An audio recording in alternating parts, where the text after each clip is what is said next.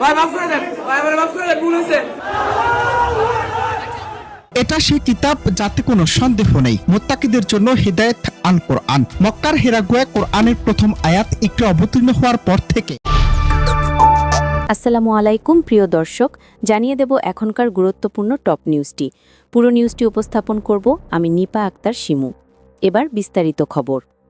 রাজধানীর নামকরা বেসরকারি বিশ্ববিদ্যালয় নর্থ সাউথ ইউনিভার্সিটিতে ঘটেছে পবিত্র কোরআন শরীফ অবমাননার এক হৃদয় বিদারক ঘটনা। এই ঘটনায় অভিযুক্ত শিক্ষার্থীর নাম অপূর্ব পাল।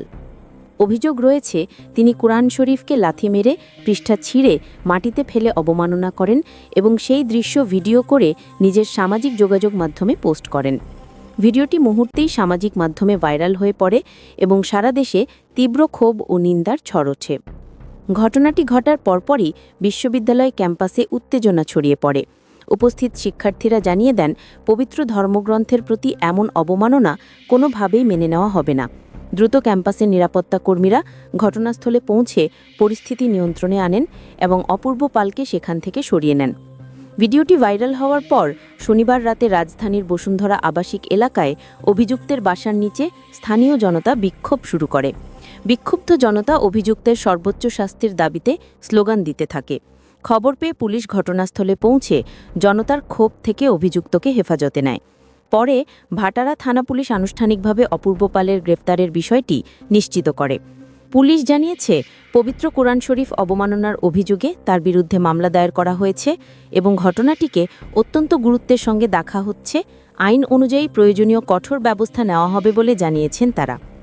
এই ঘটনাকে কেন্দ্র করে দেশের বিভিন্ন স্থানে প্রতিবাদ ও আলোচনা অব্যাহত রয়েছে। ধর্মপ্রাণ মানুষসহ সাধারণ জনগণও এই অবমাননাকর কাজের নিন্দা জানিয়ে অপরাধীর দৃষ্টান্তমূলক শাস্তির দাবি তুলেছেন। সামাজিক মাধ্যমে লাখো মানুষ ধর্মীয় অনুভূতিতে আঘাত হানার এই ঘটনার কঠোর বিচার চেয়ে মন্তব্য করছেন। অনেকে প্রশ্ন তুলেছেন, পবিত্র ধর্মগ্রন্থের প্রতি এমন আচরণের পেছনে কী উদ্দেশ্য কাজ করেছে এবং কেউ কি তাকে উস্কানি দিয়েছে কিনা। প্রশাসন জানিয়েছে, তারা সমস্ত দিক গুরুত্বের সঙ্গে খতিয়ে দেখছে এবং কোনো প্রভাবশালী ব্যক্তিও যদি জড়িত থাকে তাকে ছাড় দেওয়া হবে না। প্রিয় দর্শক, এই ছিল এখনকার গুরুত্বপূর্ণ নিউজ। আরও গুরুত্বপূর্ণ নিউজ নিয়ে ফিরছি কিছুক্ষণের মধ্যে। নিউজগুলো সবার আগে দেখার জন্য এই চ্যানেলটি সাবস্ক্রাইব করতে ভুলবেন না। ধন্যবাদ।